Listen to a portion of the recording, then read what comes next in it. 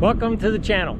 Today we're heading to Barry's Car Barn, and of course I've got my Z06 right here, and I've got my cousins Glenn and Robin here with their car. Of course it's almost as pretty as mine. How you doing? I'm good. How are you guys? Hey, we made it, huh? Yep. Very nice. Car's looking good, guys. Yeah, so is yours. Yeah, thanks. Yeah, it sure is. Yes, so, yeah. Yep. Well, you know, honestly, I mean, one of the things I got to tell you is this, is that when you come to Barry's Car Barn here, first you have to go through bird in hand. Now, honestly, you can't make this stuff up. This is central Pennsylvania, and you go through bird in hand, then you come to here where Barry's is, which is Intercourse. And if you go through Intercourse, the very next town is Paradise.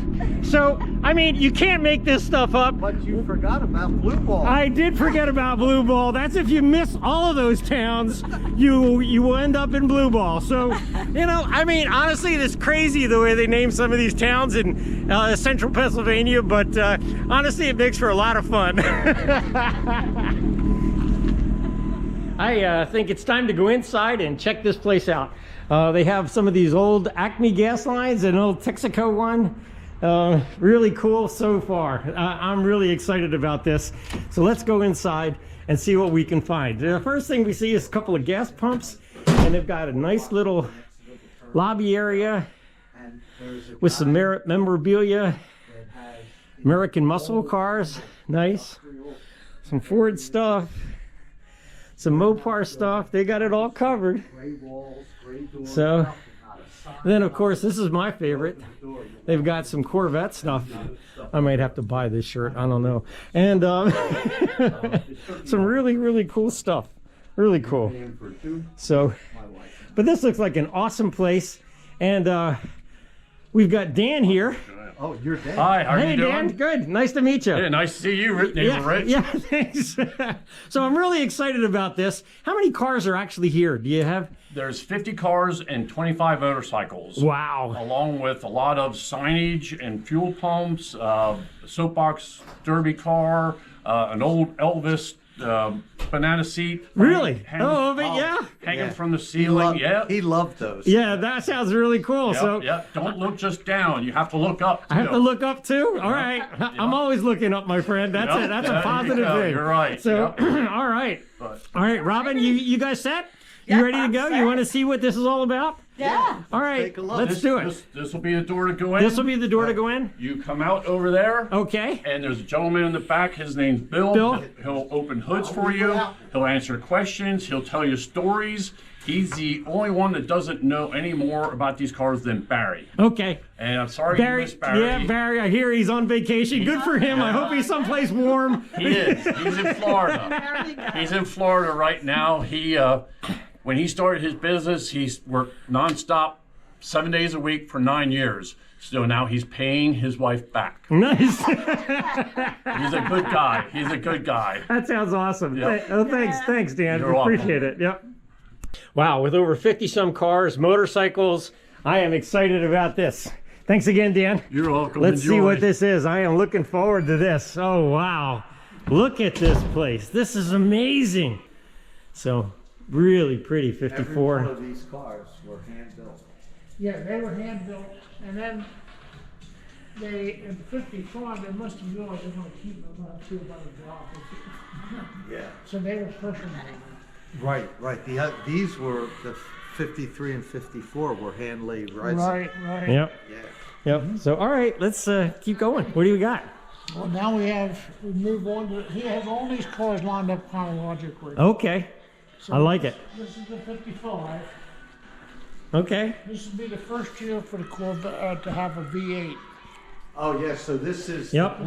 So I see that. I think that's what they did to kind of designate that this was their first year of V8s, because they were getting their butts kicked actually by the Thunderbirds, and so this was like the step up. Well, I think they knew all along they were going to come out with the V8.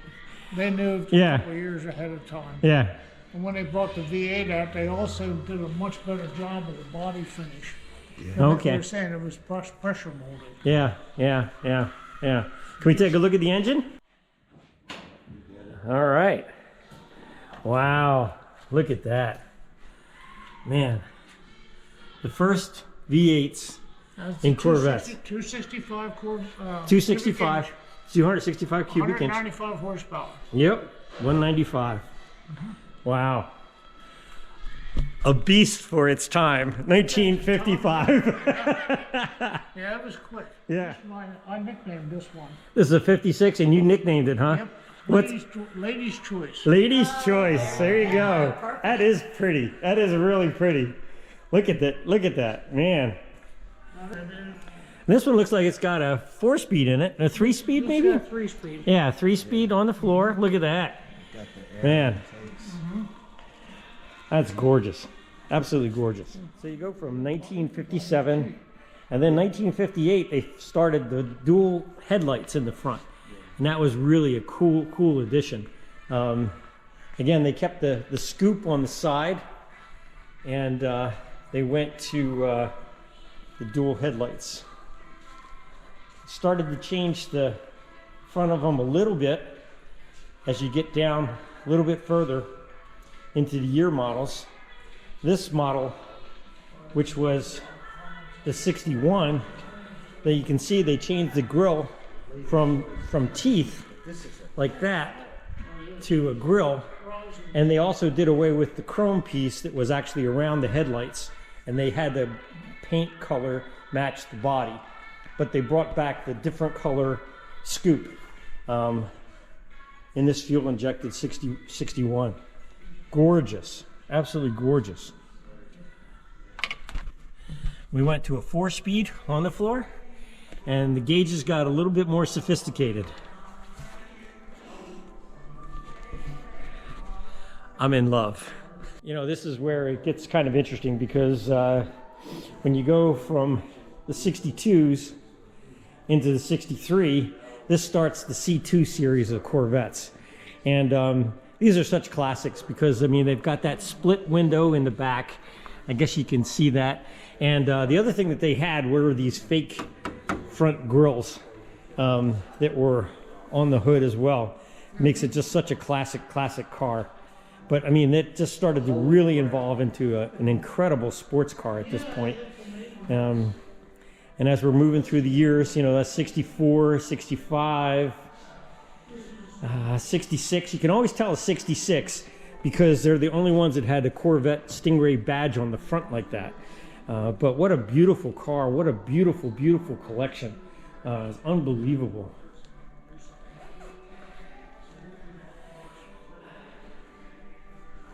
And there's a 67. I'll tell you what, who would have thought here in INTERCOURSE, Pennsylvania, you would have such a gorgeous, gorgeous car museum. I highly recommend it. What do you think, Robin? Perfect. Gorgeous. Aren't they gorgeous? They're gorgeous. They're so shiny. I know. Beautiful. No, not only does Barry have a collection of Corvettes and also a lot of muscle cars. I mean, honestly, he's got a Jag here. Really, really something pretty. Beautiful, beautiful GTO. Love these cars. And on top of that, they've got a collection of motorcycles. Here is a 1919 Harley Davidson with a sidecar. I mean, how cool is that? That is unbelievable. But here we've got some older even Harley Davidsons when they really first started out. Then he's also got a collection of Indians here as well. Some beautiful, beautiful bikes. Really go back. Unbelievable. And this was the 1948 Wizard. And that was a bike that was converted into being like a motorcycle. Way ahead of its time. So cool. Look at that Impala work of art there on the wall. So neat. Some old Harley Davidsons again. Here's an old Indian. Look at this, a 1914 Indian. It was called the Big Twin. Wow. What a collection. There's another Whizzer, some Harleys. Man, I'll tell you what. It's really impressive, really impressive. So here we have a Pantera, which is a beautiful car, but there's a story behind this. Well, this About one here, they had some problems. Okay. They overheated a lot. Yeah, sure. And then also the cabin would get really hot because of the location of the engine, and they didn't have enough ventilation. Sure. But I heard a story, Elvis Presley had one of them. Wow. And he was so disgusted with it, he shot it with his pistol. Elvis is my kind of guy. I like it. I do. So here we have a nice T-Bird. Look at this. 57. 57. Yeah, this is the classic. Beautiful, beautiful. Yeah. So and then we're starting to jump up into some Shelbys, some Cobras. This is a 2009. This is a late model. I think Barry has a late model in here, so you can see how the Shelby is still evolving. Yeah. And this, after you bought the car, you could take it back to Shelby, and he would tweak it some for you, maybe give you a couple hundred extra horsepower. Wow. And when he did that, EPA got on him. So they would do this to the car. Yeah, not legal for sale. So then he would have to take it back and have it recertified. And have it recertified as oh and my gosh. when he did that, then this was. Yeah, then that could be taken off. That's an incredible story. I'll tell you what, Carroll Shelby was ahead of his time. He was a heck of a car mechanic and engineer. Yeah.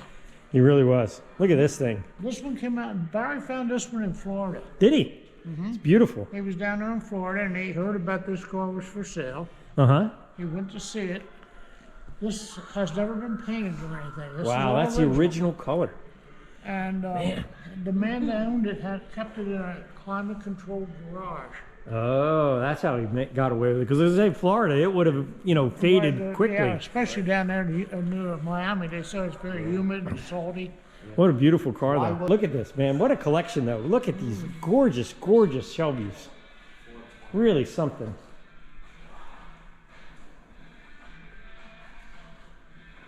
Man.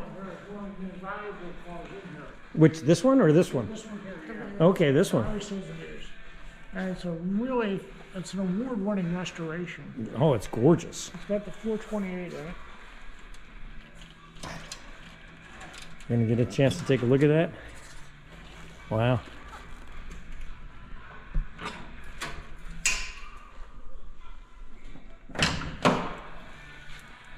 Yeah, look at that. 428 Cobra. Wow.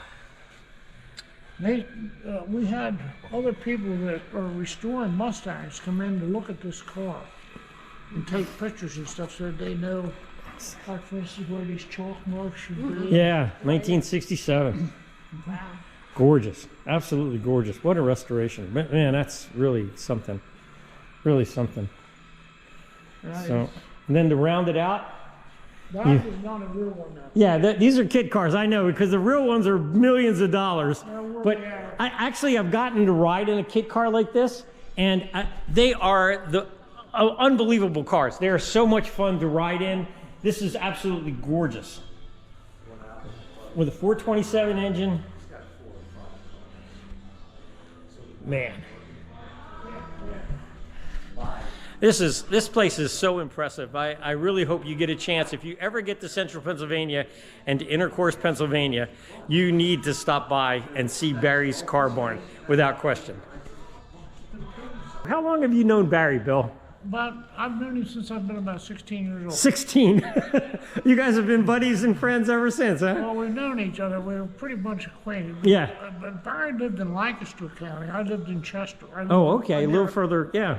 I lived in Honeybrook, which is about 5 miles from where Barry lived. Okay. And we had an all-night diner. And this is the early 60s, so you can figure, you know what that turned out. Yeah, sure. Big hangout. Yeah. And one night, And you had a Mustang. no, at that time I had a 53 Chevy. Barry came in one night and he was driving a 32 Ford sedan. Yeah. Really nice looking. It had a Chevy engine. It was Okay. 32-barrel carburetor. Oh, wow. and that's how car guys are, and that's how car stuff begins. The legends, without question. Well, that'll pretty much do it for this episode of Neighbor Rich. You know, I'm truly blown away by this place. I mean, these cars are just so immaculate and so gorgeous. It's just blowing my mind. Thank you, Barry. I'm sorry we weren't able to meet face to face, maybe sometime in the future. But anyhow, what I like to do is I always like to leave with something positive. And my positive message today is this, that, you know, thoughts are great and they can provoke some wonderful dreams and goals for yourself. But, you know, thoughts won't get you there. Same thing with words. You know, words can inspire. You can listen to people. You can get inspiration from the Bible. You can get inspiration from all kinds of places. But you know what? It's not until you put things into action that you'll actually make a difference in your life. So I encourage you today, put it down, get the idea that you want to do, and start taking some steps of action to get to the dreams of your heart. This is Neighbor Rich. Thanks for watching. We'll see you in the next one.